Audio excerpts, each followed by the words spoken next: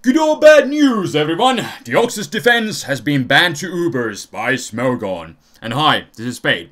But yeah, it was the majority of 59.34% that wanted Deoxys defense gone, and now it is banned. So, as a question of the day, what are your thoughts on Deoxys-D getting the ban hammer? And yeah, it was definitely a pretty tough vote, because it was only 59%. You need to get the over 50%, but still 59 is definitely enough, so it is now gone. But it was definitely a dangerous Pokemon, setting up those entry hazards, having the incredible bulk, and then the so-called counters that Deoxys defense has are countered by the rest of its move pool if you want to use something like an offensive spiker or just filler moves. You know, it has access to all the really incredibly powerful attacks as its other Deoxys brothers. But without further ado, we are going to jump right into this match. Got a nice matchup against the Rain team, and as usual, lead with the Deoxys defense and just pressure him right off the bat by setting up all the possible hazard layers that I just possibly can. He's of course going to lead with the Politoed to set up the Rain. Of course, he doesn't know at this point that I got the secret weapon in form of Heatran. And he actually goes for the Protect, just trying to rack up the damage since he got the Scald Burn. Of course, on the first try, because Scald always burns, that's what it does. But he protects, and that means that I'm gonna be able to get off all the layers, because I'm gonna be able to live the next Scald even after the burn with 24, meaning that I can get my final layer of spikes up, and yeah. I got everything set up, and now I can just go into my Heatran and start forcing some switches. And oh boy, this Heatran is definitely going to do those, force those switches with the Sunny Day. Although this is not really ideal for Heatran to reveal the Sunny Day in this kind of situation, as the Politoed is not directly switching into a Magma Storm. But I got all the hazards up, so that is definitely going to put a lot of pressure on my opponent's team. And he actually goes for the Parry Song followed by Protect, and then I know he's gonna switch out. So I'm gonna switch out as well, and I was kind of expecting that he may want to go into Tentacle, being kind of also a special sponge and taking a Magma Storm, but he actually goes into his Gastrodon, and I decided to stay in against my better judgment. He could be carrying the Ice Beam, although it's not that common, and it was just really tempting to go for the 2-hit KO. So I decided to go for it with the Earth Power of Landorus, and he does just end up going for the Toxic, I guess the safe middle way option, but I'm guessing he has Dual Stab and Toxic and Recover. That's usually the set that Gastros carry. But anyways, here I decided to go for the Psychic, because I was kind of thinking he may want to go into his Thunderous to dodge the Earth Power, and Psychic should be able to knock out the Gastro from that range, but I was pretty sure he would switch out. But he actually goes into his Ferrothorn, but still after the entry hazard supported, coupled with the Psychic, I'm able to do over half to the Ferrothorn, which is pretty incredible. But yeah, that's the power of the entry hazard support from our good old friend Deoxys defense. So anyways, he goes for the lead seed as I switch into my Heatran. I was really expecting Protect in the first place. That's why I didn't want to stay in with the poisoned freaking Landers. But then I'm gonna switch out and go into Terrakion as he just goes for the Stealth Rocks. I was really expecting the Protect again, and I was pretty sure he wouldn't go for his Dual Stab because it would be useless against the Terrakion. So gonna take this chance to set up a free sub, because I was pretty sure he would not want to stay in on a close combat. But he actually switches out into his Politoed, and I decided to get a bit greedy, and it doesn't really pay off in this situation, because I went for the Swords Dance. Of course he's gonna go for the Parry Song and then just Protect, but I am still able to get at least one kill. So that's nice, but I could have been potentially able to get a few more if I just didn't get greedy, or better yet, I would have been able to hit this Politoed real hard, but I'm still gonna be forcing a lot of switches, so it doesn't really matter that much. It's just that Terrakion won't be going for an early game sweep here. But anyways, I decided to go for the close combat as opposed to the Stone Edge, because I was kind of just thinking he might want to sack his Gastrodon. I really thought that would be the play he would make, and yeah, use it as a death fodder. But he actually goes into his Tentacruel, which is nice, because all this damage on his Rapid Spinner is definitely going to help. But anyways, here, pretty sure he's gonna just go for the Protect, because that means, you know, my Terrakion would die if I would stay in. And figured I would go into Gengar just in case he does want to go for the spin. So gonna do the spin blocking, and then I'm just gonna proceed to do my sub disable shenanigans and just go from there. So go for the sub as he's gonna go for the scald, and then I decided to go for the sub again, because still at high health, so I might as well risk it, because he may see the disable coming, because it is pretty obvious.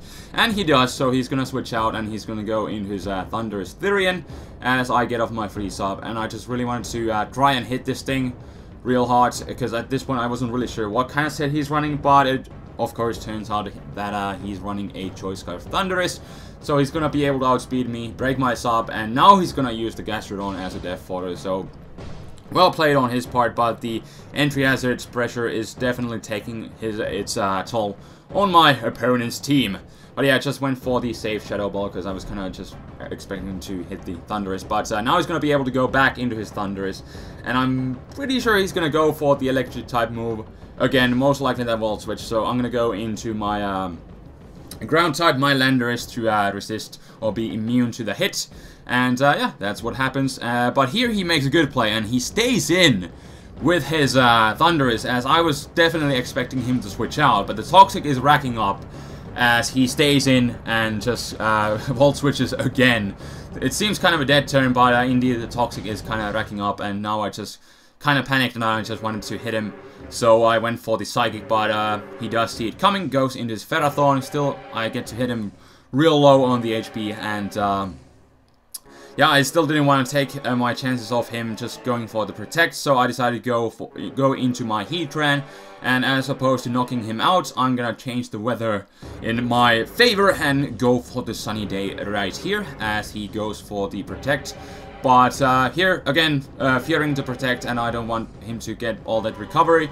I just wanna be lead seed free, so I'm gonna switch out and go into Lucario right now, but he does see the switch coming, goes nicely for the lead seed, and the Ferrothorn unfortunately is gaining a lot of HP, but then again, every time it comes in, it's losing a bunch, so it's kind of stalemate situation at this point.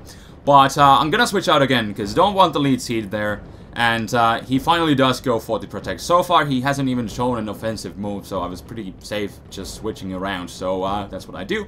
Get rid of the lead seed that way, and then just gonna knock him out with the Stab.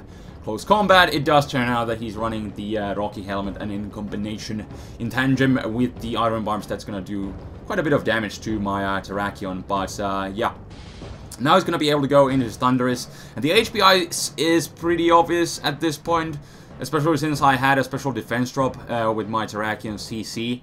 But I still decided to go into my Landorus as kind of a pseudo switch fodder, because I really wanted to just see what he's going to lock himself into. Because if he does go for the Electric type move and I switch directly into Heatran, that would be bad, because Heatran is obviously going to be the MVP in this match, you know, changing the weather from the Politoed's reign. So, yeah, just going to go into Heatran and going to retaliate with my own Hidden Power Ice.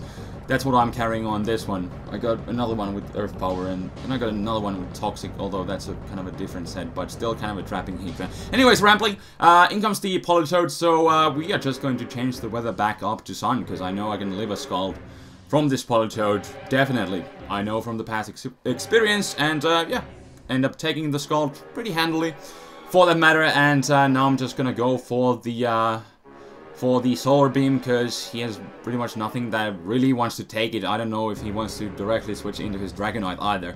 So just gonna go for it, but he's gonna make the better play and just sack his Tentacle. So the Grass Gem is kind of wasted this time, but to be honest, it's not really needed in this situation, because his Politoed has taken so much entry hazard damage that I don't need any extra boost from Grass Gem or anything else, so it doesn't really matter. But he's gonna go in his Dragonite. He misses the Aqua Tail, which doesn't really matter too much, because I still had Terrakion to destroy everything, but it just means that Heatran is going to grab all the cool points in this match, take out the Dragonite with the Hidden Power Ice, and then his last Pokemon will be the Politoed, and of course I can take him out with the combination of the Sunny Day and Solar Beam, and yeah, he's not gonna be able to take me out with the Scald, and this is why I like running a max HP on this Heatran. People have been asking about the set, but and it is max HP, max special attack with modest nature, and I guess you could still run max speed too, but I like to have the extra bulk, because Politoeds are usually defensive, and their max HP, max something, and that's never speed unless it's Scarf, which you won't be able to outspeed anyways. But yeah, gonna do the Sunny Day SolarBeam shenanigans, and that will be the game.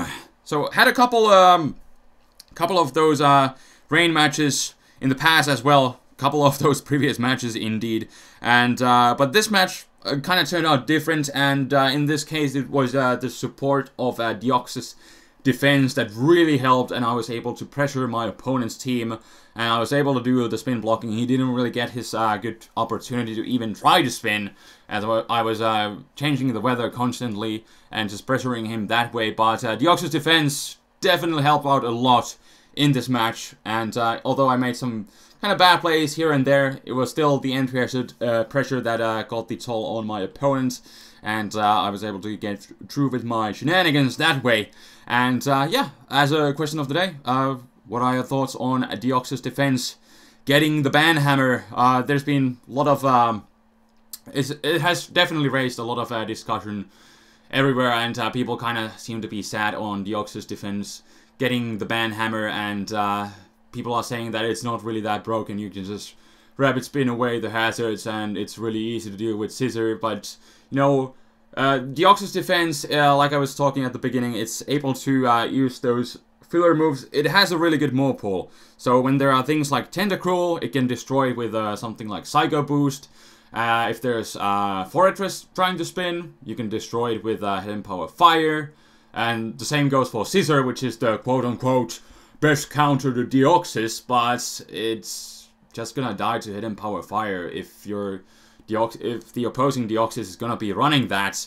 And if you take your time to scout what anti-counter moves Deoxys defense has, then by the time you have done that, you might as well have lost the game, because by that time it also could have set up all those hazards. So that's kind of the problem with Deoxys defense. Those quote-unquote counters can be countered with a proper counter move by Deoxys, and if you take your time to trying to scout what it has, it's gonna be sending up those setting up those hazards, meaning that it's just really difficult Pokemon to deal with. Although most commonly it's just a standard support set with spikes and Stealth Rocks, and then, you know, something like Nightshade and Taunt. And Nightshade is really not a problem to most teams, obviously. But if it just happens to be running a proper counter move, then you're kind of screwed. And that's one of the reasons that led into the suspect testing and to the eventual ban of the Deoxys defense. In my opinion, Deoxys defense never really reached its full potential in the OU tier, because people had really easy time with Deoxys, but many people never ended up facing something like the offensive Spiker that has usually the proper counter moves to its set counters, but I already kind of ran it through this, so that's enough of that. But just kind of wanted to, you know, lighten up the situation on what's going on with Deoxys and why it was banned, or at least a few of the reasons. But yeah, Deoxys defense is indeed now gone, so leave your thoughts, what you think. And tomorrow, got the WildSpade podcast. I recorded that with Chase yesterday, and we are going to be talking more of Deoxys defense there. And this is also the first full month without, or it's not really a full month because it was only 28 days, but still you get the point. Kind of the first full month, the first month, let's put it that way. The first month without Tornadus Therian, and let's see how that has affected the metagame. So that will be tomorrow, the WildSpade podcast with the usage statistics, so definitely stay tuned for that. But I think I have definitely rambled for enough here, so yeah, again, leave your thoughts on Deoxys, and I will check you guys tomorrow with the WildSpade podcast, more battles coming and other random stuff. And yeah, until next time, this is TheFlamingSpade signing out. Peace.